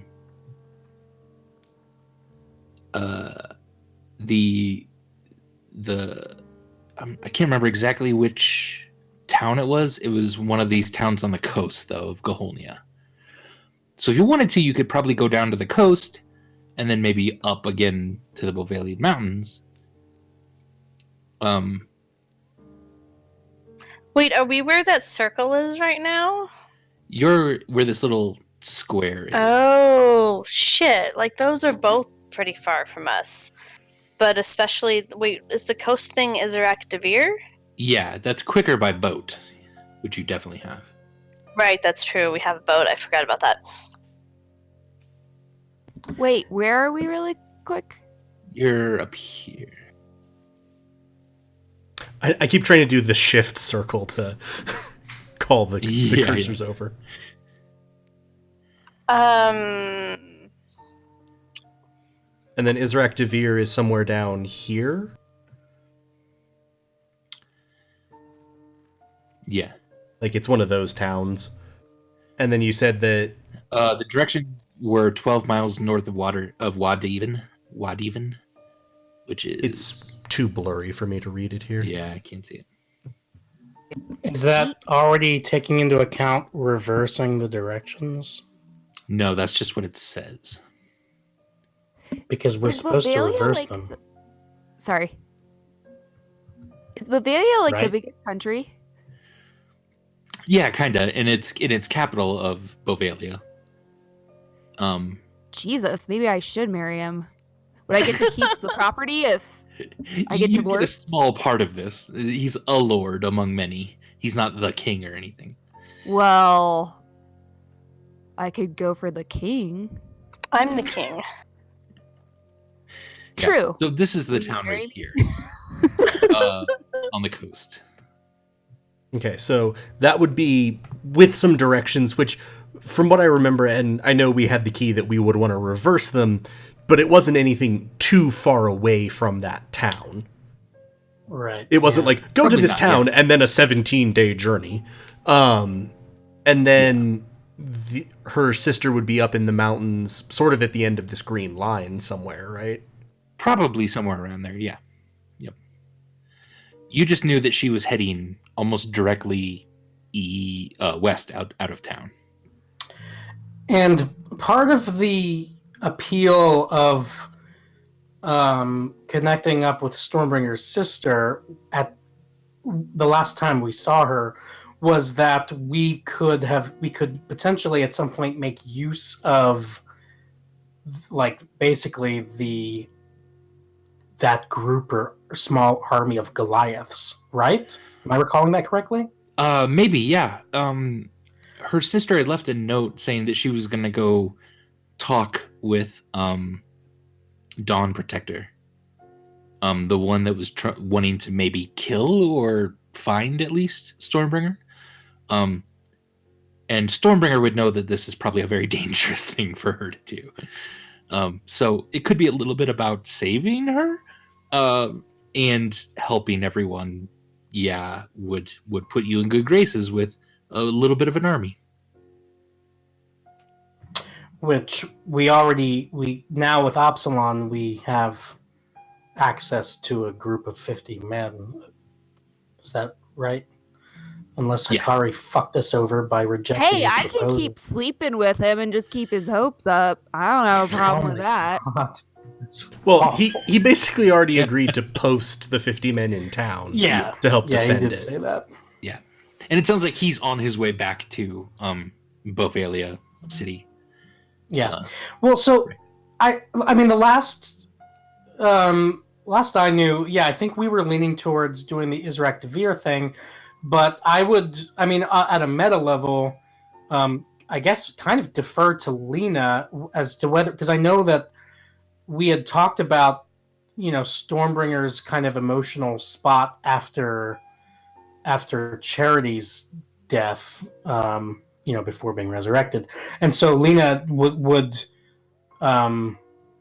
going on like that kind of narrative, like Stormbringer specific mission, be helpful to you in terms of like handling Stormbringer's arc or emotional, like whatever? Did that communicate a question? I think kind of. I mean, I think it'd be like, I don't know. I want to get Stormbringer's arc more fleshed out, but I think I don't know. I think Stormbringer would be feeling more like we should go after Isaac Devere because that's probably got a really sensitive time gating on it, potentially. So it seems like there's also, just from my reading of things, and people on the stream will have seen a couple of letters were popping up, there are two distinct time gates on this. One is Mountain Splitter saying, I think it was Mountain Splitter, I'm gonna go find Dawn Protector, and Stormbringer, I think's immediate reaction to that is, that's a bad idea. Oh yeah, that's a real bad idea. Gonna get herself killed. It also might take a while for her to find. The other thing that we have is that the letter which Stormbringer remembered, or was it Lena? No, Stormbringer remembered the note of do the instructions backwards. Was a letter that we had because it was a letter sent to Shenik to go find this person. Yeah. So Israk Devere is probably being hunted by Shenik.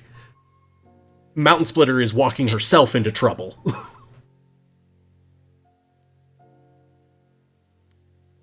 Indeed.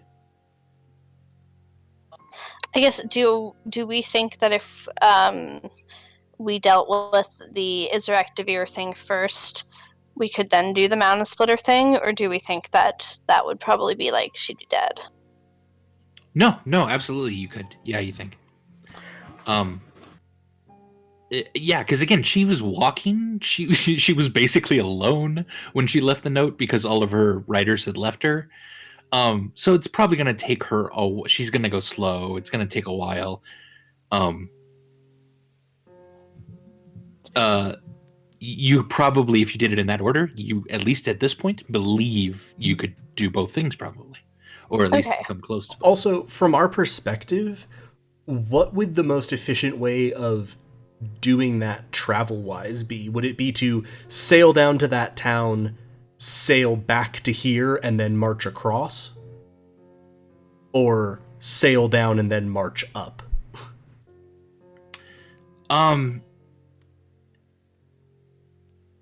It's almost the same. It might be a tiny bit quicker if you sailed down here, hired like a raft to go upstream boating into the mountains proper, and then actually hike the rest of the way. But you're not even sure where she is, so that would take a little bit of looking after as well.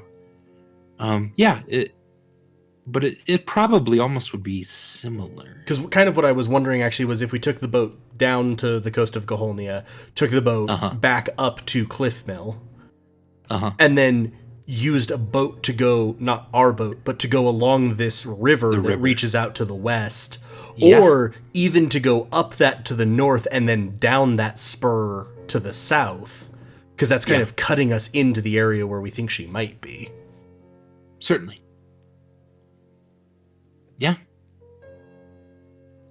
And I don't think I don't think it super matters either way, like if we're doing it in this order, because from everything I know, the crew that we have on the ship is perfectly capable of sailing it without us. So we could give them instructions of get back to Cliff Mill after we're done here.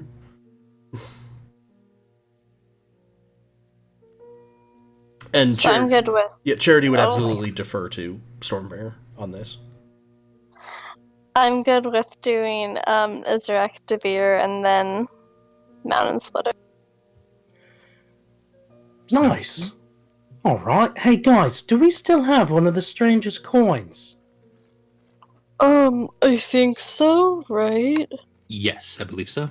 Yeah. We could always Why? get the Stranger to go deal with your sister.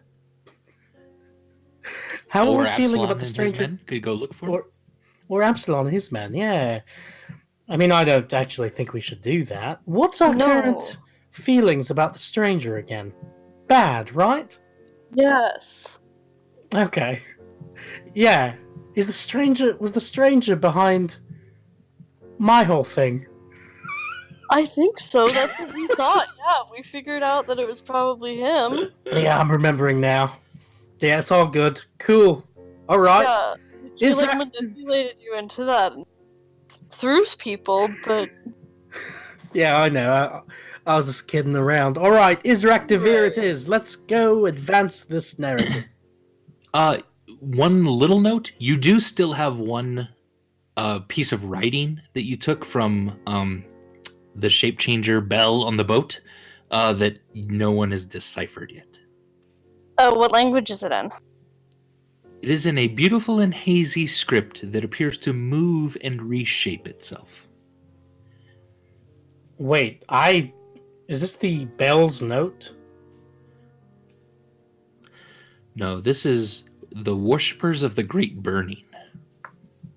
Oh, okay. Is there anyone in town who we think would perhaps be able to decipher it?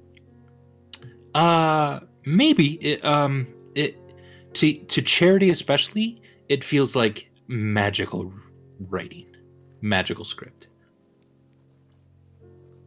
In which case you would need a wizard.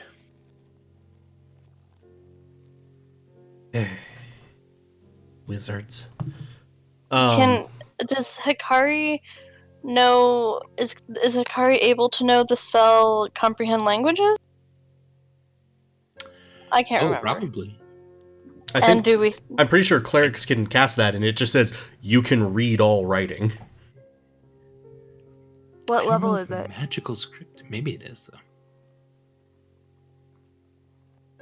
What level is it? I don't remember. Andy? Working on it. Yeah, I don't exactly. First level divination ritual. For the duration, you understand the literal meaning of any spoken language you hear. You also understand any written language that you see. But you must be touching the surface on which the words are written. Yeah, certainly you can give it a try. The spell doesn't decode secret messages in a text or a glyph, such as an arcane sigil, that isn't part of a written language. Aha. But this sounds different. Yeah. And I don't remember if clerics can prepare it, because... Spell lists, what are they? I believe so.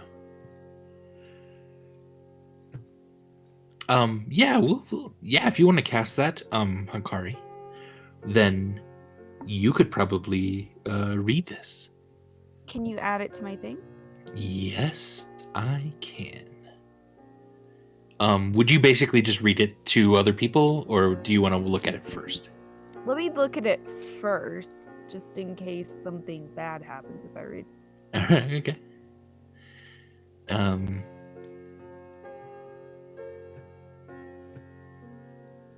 Hold on. Let me put it in yours. And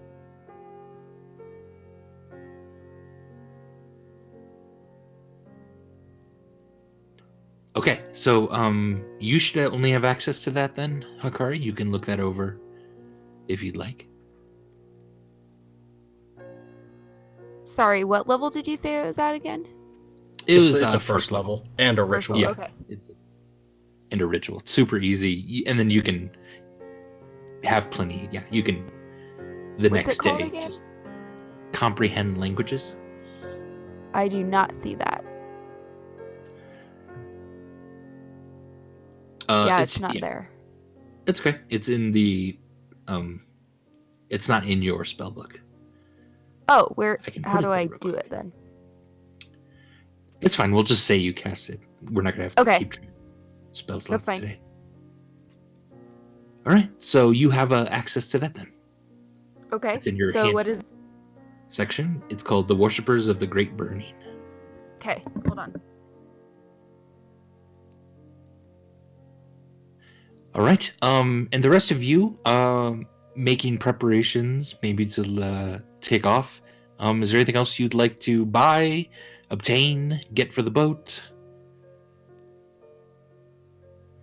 Probably lay in rations and anything like that. About how long of a voyage do we think it'll be down there?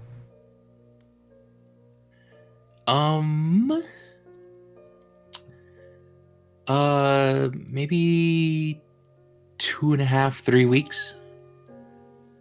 And I'd probably also speak with Missy, and see if there's anything, because our ship can carry a fair amount of cargo. Indeed. Or is there any trade she wants to have down there? Is there anything, she wants to sell, get picked up, etc.? Excellent. Yeah, she meets with some of the local merchants and stuff. And right now they pretty much have everything they need. And they have another ship coming in next week. So nothing you guys need to worry about, she says. Yeah. And so, and Hikari did finalize that spell that she was casting on Cliff Mill, correct? Yes, and then so that has finalized. It is now permanent. You've been here a month total. And also she cast the special recall teleportation spell. Okay, I've read it. Should I read it out loud? You can, or we can give it to other people too. However you want to do it. Because it's kind of long is the only thing. It's fine. I will put it in other people's things. Okay. They can look at it.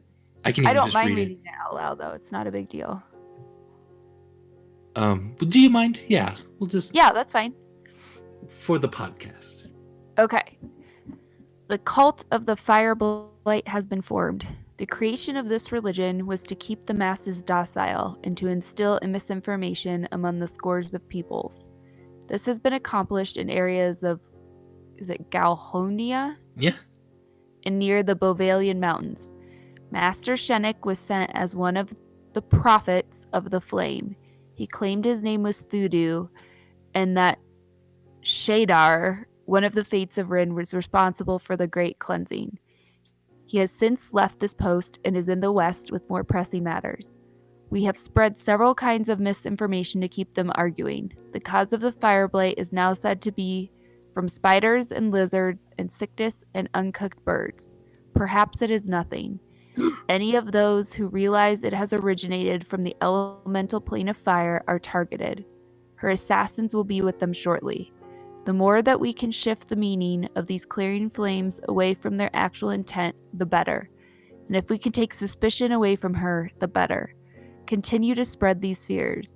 We are nearly done with our assignment already. The fires have been incredibly effective.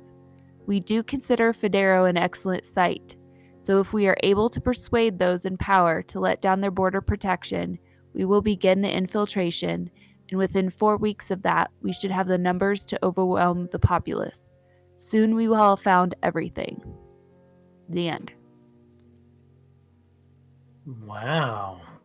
Indeed. That's a lot of information. Yup. Sorry. And then the only other thing, Burbage in A Brief History of Federo, there are like notes in the margins that you have not yet deciphered or anything. And I think that's almost it then. Charity would have been looking at that book also, presumably. So between the two of us, can we depict those? Were they annotations? Right, annotations. Not depict, decipher. Right. And with Hikari's help, with her comprehend languages spell,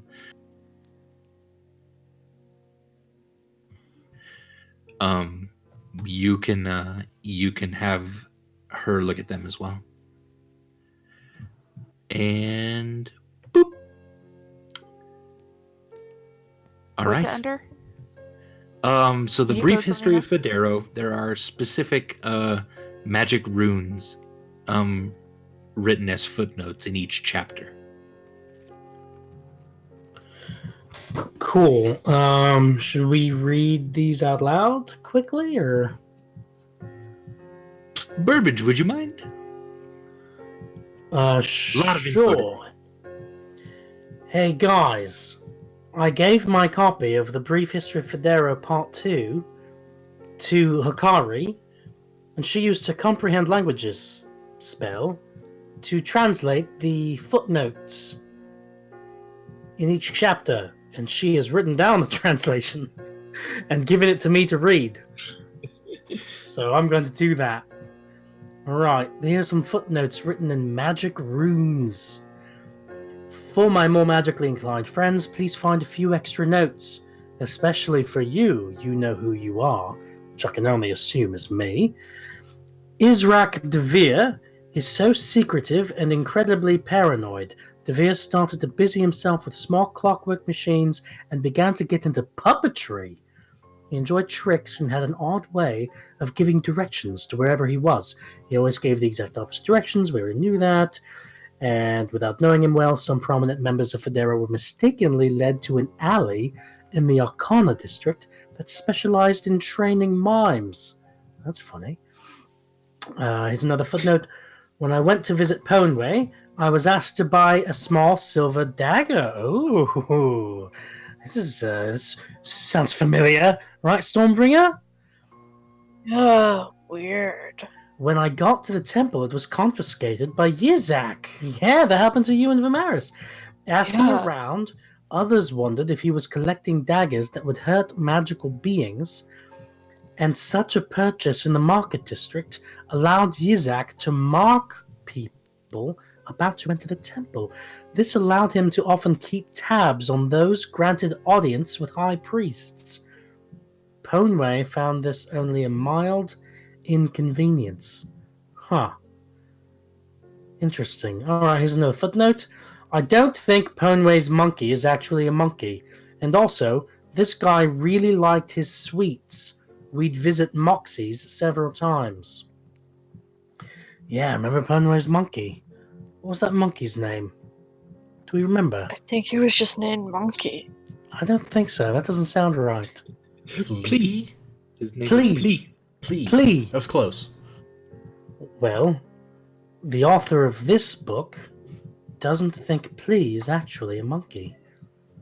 This book was written by Me4 Smythe. Weird name. That sounds like a fake name. 2 more footnotes. His knowledge, I believe, is otherworldly. Andy, is that one attached to a particular piece of the text that I would know who his is?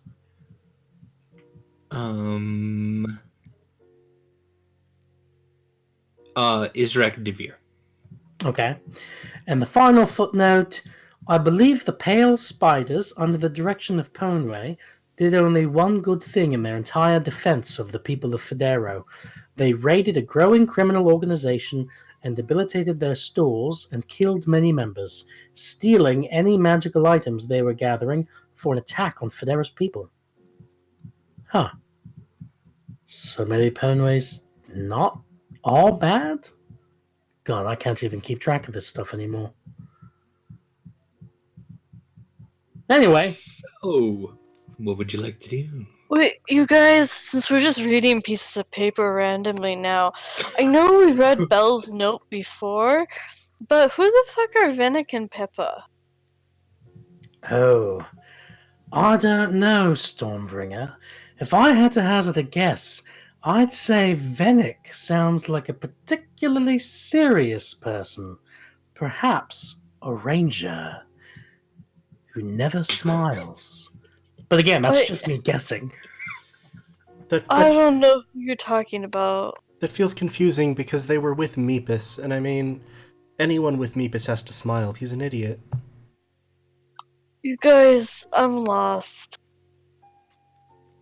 We don't know who Venick and Pippa are, Stormbringer. I don't think they really matter necessarily. And Meepus, I'm just glad we haven't seen him in forever and probably never will see him again. Let's just get on the ship. But if we do see him, we should kill him. Yeah, I mean, maybe. I mean... No, like, definitely. He, like, was telling that crazy woman who I fought who looked kind of like Roburn about us. So, he should... I don't know. I mean, as far as I know, I thought Meepus... I swear, I'm pretty sure he forgot all about us at the waterfall. He's a threat to the family. All right, well, yeah, if we see him, we can deal with him. That's for sure. All right, Israk Devere. Ho. No, wait, I always get that wrong. To Israk Devere. Yeah, that's it. Thanks, Charity. All right.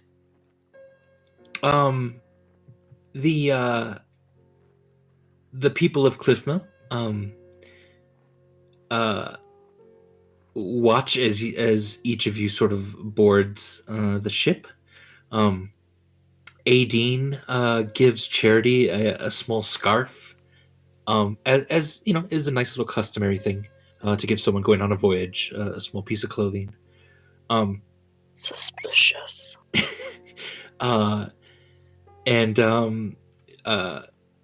Not to be outdone, Missy gives her Stormbringer a sock. Oh, thank you, Missy. It's a really nice sock. Hey, you return safely now. I'll do my best to not have the place go to shit while you're gone. Yeah, try to keep all those bad people away from now on. And seriously, we owe you everything. Thank you for what you've done for the city. I mean, it was mostly Charity and Hikari. I promise we'll do what we can to keep your friends safe in the ice until you come back. Thank you. All right. Well, we'll look for you. And at this, unless anyone has any other pressing business in Cliffmill, the gangplanks are raised. You were able to find a few more sailors in the sort of surrounding groups of people. So you have a few humans, a couple elves, a dwarf, and a few more halflings. I would probably say also all of them were questioned under the influence of a Zone of Truth spell. Solid, yeah. I ain't getting shanked again. You vetted them entirely, and yeah, you trust them. You also look over the ship really well. You double check everyone's memories of them looking over the ship, and you feel pretty confident that there's nothing else. Back in the Charity's quarters, or Burbage's maybe, the talking haversack of holding kind of gives you some shit for leaving them there this whole time.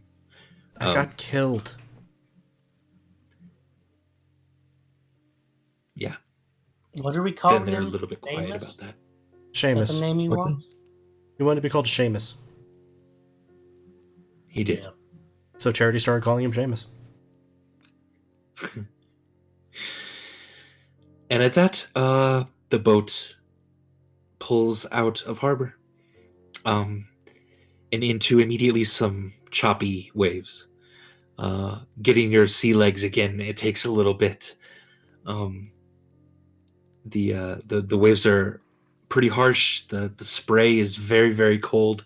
Most of you are basically confined to the